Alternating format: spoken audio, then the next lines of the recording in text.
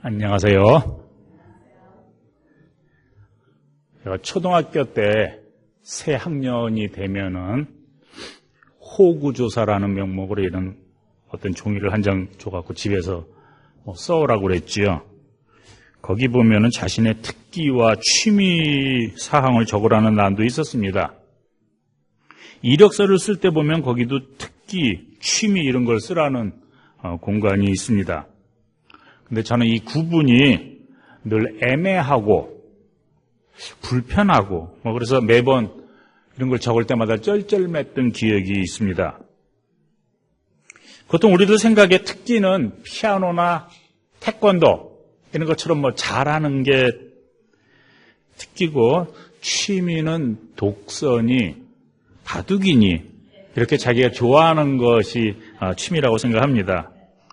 근데 문제는 잘하긴 잘하는데 별로 좋아하지 않는 게 있습니다. 그래도 잘해야 되니까 이걸 계속 해야 되나? 이런 질문입니다. 저희 형이 초등학교 5학년 때 이 주판을 잘랐는데 그 당시 전국 실업인 경연대회에서 암산 부분에서 우승을 한 적이 있습니다. 그러니까 당대 최고죠. 근데 이렇게 암산을 잘하니까 중간고사나 학기말고사 되면 선생님이 불러다가 그걸 갖다가 다 계산을 시켜요. 그냥 한 5, 60명 되고 이런 걸 갖다가 이렇게 보면은 계산이 나오니까 선생님이 편안하죠. 근데 이 학생은 죽어날 지경이죠. 끝나면 다른 선생님이 또 불러가고 그러니까. 보통 잘하는 것, 이렇게 특기는 다른 사람과 비교해 볼 때 눈에 두드러지지요. 그래서 경쟁 사회에서 곧잘 직업으로 연결이 되기도 합니다. 마찬가지로 좋아하는 것, 취미는 잘하는 거라기보다는 제가 좋아하는 것이기 때문에 당장 수입으로 연결이 되지를 않습니다. 그래서 그거는 별로 이렇게 세상에서 주목을 받지는 못합니다. 저희 형 얘기를 계속 다시 하면은 형은 연극과 같이 이런 인문학 쪽으로 연예 활동, 예술 분야에 관심이 많았습니다. 그런데 아버지 뜻에 따라서 가기도 싫은 경영학과를 가고 결국 나중에 보면 시간 낭비가 됐습니다. 후에 예일대학 드라마 스쿨을 나왔지만은 너무 늦은 나이에 자기가 좋아하는 것을 하다 보니까 자신의 화려한 학력과는 달리 그다지 돈을 많이 버는 것 같지는 않습니다. 부모님들은 말합니다. 우선 잘하는 것, 특기를 살려가지고 직장을 잡고 그래서 돈을 벌고 난 다음에 나중에 네가 좋아하는 거, 취미 생활을 해도 늦지 않다. 이렇게 얘기하죠. 근데 역설적으로 말해서 좋아하지는 않은데 특기이기 때문에 내가 잘하기 때문에 그냥 거기에 매인다면은 그것도 불편한 인생이 되지 않을까 그런 생각도 해봅니다. 잘하기는 하지만은 내가 좋아하지 않기 때문에 그냥 돈 버는 시간이 매번 스트레스로 작용하기 때문에 어떻게 보면 그 돈 버는 것도 남들처럼 잘 벌지도 못할 것 같아요.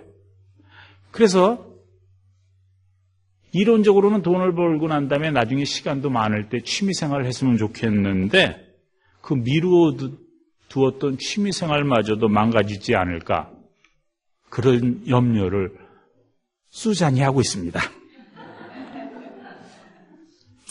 직장생활과 취미생활의 차이가 뭘까?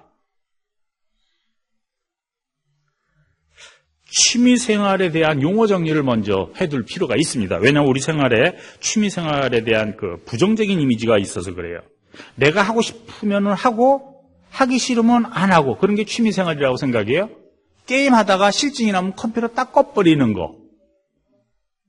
나만 좋으면 된다는 지극히 개인적인 이기주의적인 생각 그런 발상입니다. 이럴 경우에 취미생활의 어떤 상대적인 개념은 어떤 커미트먼트, 책임감 이런 게 결핍되어 있다는 생각에서 이제 커미트먼트, 책임감을 둘 수가 있어요. 부정적인 이해죠. 취미생활에 대한. 근데 저는 긍정적인 면에서 취미생활을 보고 싶습니다. 뭔가에 매이지 않는다. 하고 싶을 때 하니까. 억지로 하지 않는다. 자발적으로 한다. 그래서 내 삶이 더 풍요로워진다. 이런 면에서 긍정적으로 봅니다. 이럴 때 상대의 개념은 부정적인 면에서는 책임감이 없는 거지만 상대 개념은 내가 하고 싶을 때 하는 거니까 뭐 억지로 하지 않아도 되잖아요. 그럼 억지로 해야 되는 건 뭐예요? 돈 벌으려고 하는 거? 직업, 일이죠. 직장 생활이죠. 프로하고 아마추어의 차이 어렵게 생각할 것 없이 간단해요. 어떤 일을 하면서 돈을 벌면 프로고 돈을 쓰면 아마추어예요. 골프 다 쳐요. 근데 골프를 치면서 돈을 벌면 프로예요. 직업이지요. 일하는 거예요. 강 집사님처럼 돈을 쓰면 아마추어죠. 똑같이 골프를 치는데 프로는 일 나가는 거고 아마추어는 놀러 나가는 거예요. 취미생활 하는 거예요. 한미애 집사님처럼. 여기까지가 이제 서론이에요. 오늘 본문인 고린도전서 12장은 각종 은사에 대해서 이야기를 하고 있습니다. 은사. 근데 이 말도 참 낯선 단어입니다. 우리가 일상 생활에 쓰지 않는 그런 단어이기 때문입니다. 영어로는 gift, 헬라어로는 카리스마, 한국식 발음으로는 카리스마. 보통 사람들을 이끄는 어떤 힘과 매력이 있는 사람들에게 우리는 저 사람은 카리스마가 있다. 그렇게 말하죠. 정치적인 지도자들에게 이른 카리스마는 어떤 필수적인 요소입니다. 이 카리스마, 이거는 신적인 축복, 어떤 재능으로 이해됩니다. 오늘 고린도전서 본문에서 바울이 신령한 것들에 대해서 너희들이 모르지 않길 원한다. 오늘 아마 표준 3번 읽었는지 어느 부분을 읽었는지 모르지만 신령한 은사에 대해서는 이렇게 말했는데 사실은 거기서 보면은 신령한 것들이라는 말입니다. 영어로는 the spiritual things. 근데 사실 이게 헬라어에 해당하는 것, 이게 푸니마티커스인데 이거가 남성, 여성, 중성이 지금 여기에 쓰인 특별한 제너리 프로럴 케이스인데 이건 다 똑같아요. 그러니까 남성으로 해석해도 돼요. 그러니까 신령한 사람들에 대해서는 이렇게 번역해도 상관은 없어요. 그래서 여러분들 무슨 이 크리티컬 노트스 보면은 어떤 spiritual persons, spiritual gifts 이렇게 번역할 것도 있을 거예요. 이게 다 돼요. 문법적으로는.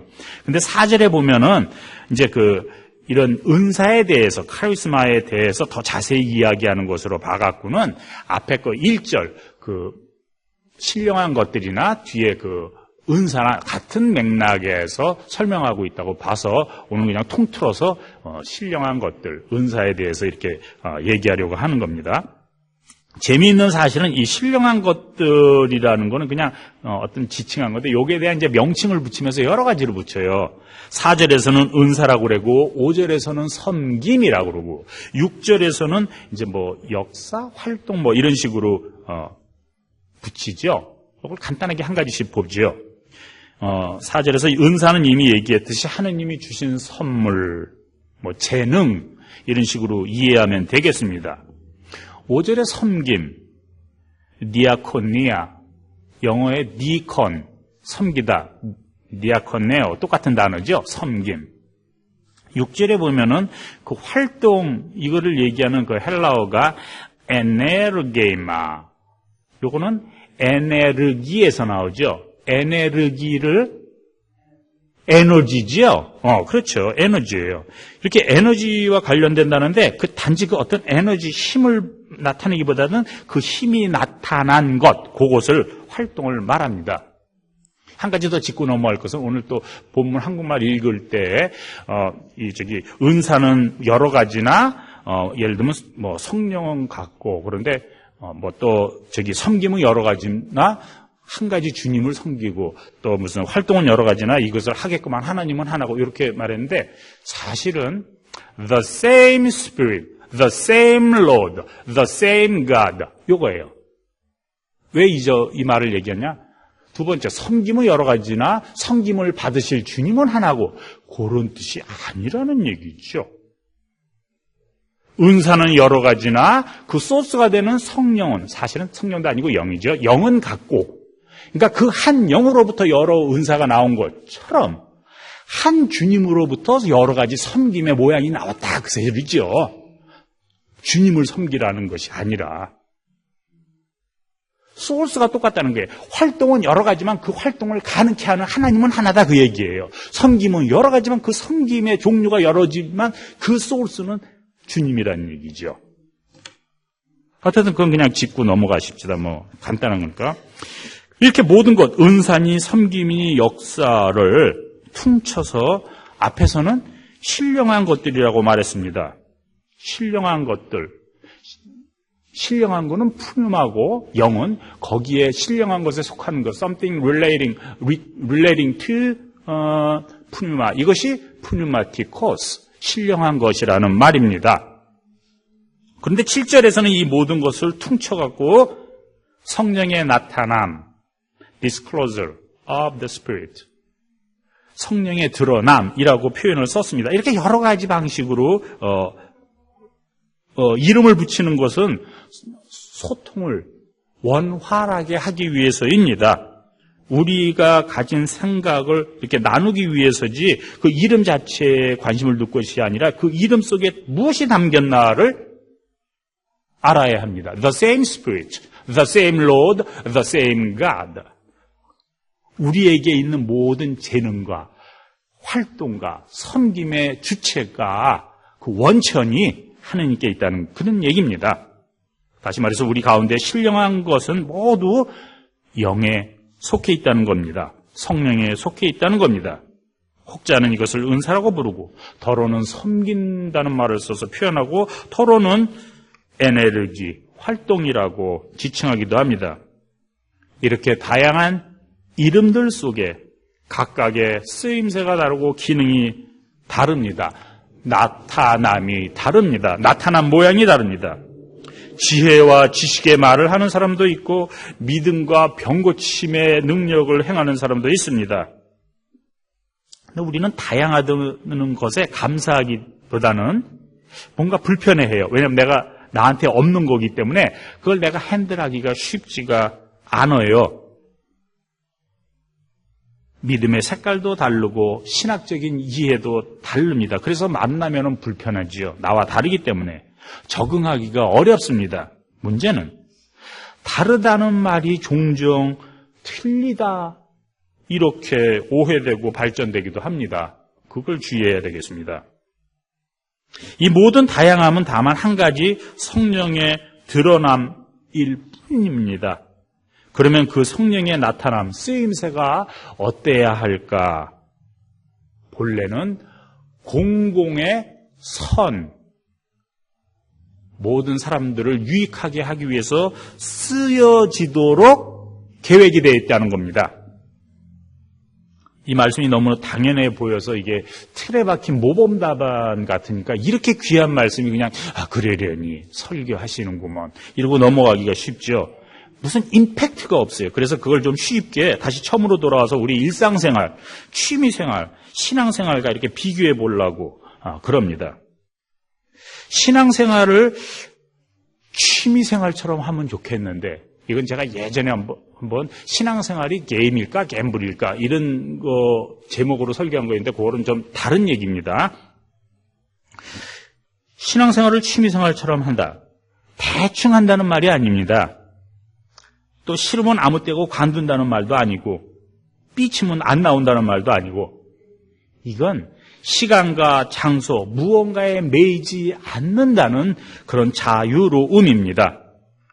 눈치 볼 것도 없고 직장 생활에서는 상사의 눈치도 보아야 하고 잘리지 않으려면 열심히 하는 척 해야죠. 가능한 한 일은 적게 하고 돈은 많이 벌고 싫은 거를 하고 있는 거니까 이게 일을 하는 사람들의 특징입니다. 근데 취미생활은 시키지 않아도 해요. 남이 알아주지 않아도 밤새 게임하고 눈치 볼 것도 없이 그냥 자유롭게 합니다. 돈이 생기나 오히려 돈을 쓰면서 하죠. 왜 이렇게까지 고생할까, 남들 눈에? 비가 오는데도 골프를 쳐.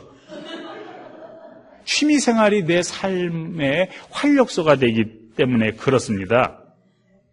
무엇보다도 오늘 성서의 가르침과 연결해서 생각해 보면 취미생활은 공공의 선, 많은 사람들을 유익하게 하기 위한 재능으로 이해하면 좋습니다.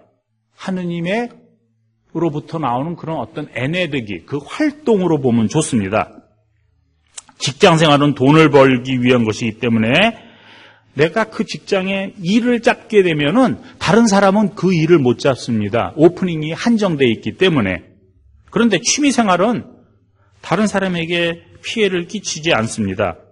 오히려 서로 재미있게 지낼 수 있고 내게 있는 삶의 에너지를 다른 사람에게 전해줄 수도 있습니다. 함께 힘을 북돋을 수도 있고 그래서 보다 나은 삶, 공공의 유익을 창출할 수 있게 됩니다.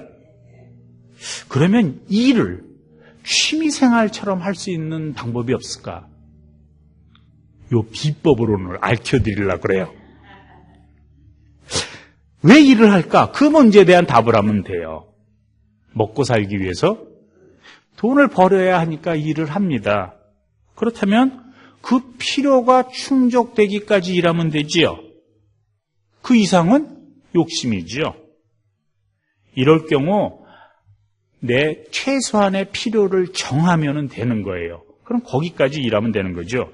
그리고 그 필요가 충족되면 생각을 바꾸면 됩니다. 일하지 말라는 게 아니라 일을 취미생활처럼 해라는 거예요. 박도정이 일을 봉사하잖아요. 토요일에. 이런 식으로. 그래야 억지로 하는 짐에서 벗어날 수가 있습니다. 취미생활을 왜 하나? 좋아하니까 하잖아요. 내 삶의 촉진제 역할을 하니까, 활력소가 되니까 하잖아요. 이런 경우 취미생활은 최소한 할 게 아니라 극대화해야지요. 내게 많은 힘을 주고 또 그것 때문에 다른 사람을 또 행복하게 할 수 있으니까 많으면 많을수록 좋은 겁니다. 우리에게 주어진 은사, 섬김, 역사, 이 성령의 나타남이 직업과 같은 일일까? 아니면 취미에 가까운 것일까? 저는 후자면 좋겠습니다. 신앙생활은 우리에게 주어진 은사, 재능을 함께 모아서 공공의 선을 위해 쓰도록 하느님이 주신 선물입니다. 은사입니다. 서로 다른 재능과 은사를 마음껏 펼칠 수 있을 때 우리 모두는, 이 사회는 행복해지겠지요.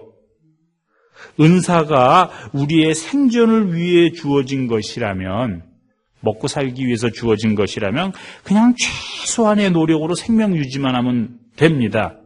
일이니까, 직업이니까. 그런데 우리 각각에게 주어진 성령의 드러남, 이것은 공동체의 유익을 위해 하느님이 주신 겁니다. 그렇다면 이것은 많이 쓰면 쓸수록 좋겠죠. 우리 모두에게는 한 가지 특기가 있습니다. 이것이 재능이 되고 달란트가 되고 은사가 될 때 우리는 취미생활, 한가로운 삶, 여유 있는 삶을 즐길 수 있을 것입니다. 우리 각자에게 주어진 각양각색의 은사를 잘 활용해가지고 우리 새길교회와 이 주변의 사회가 함께 성장해가는 그런 한 해가 되기를 기도해 봅니다.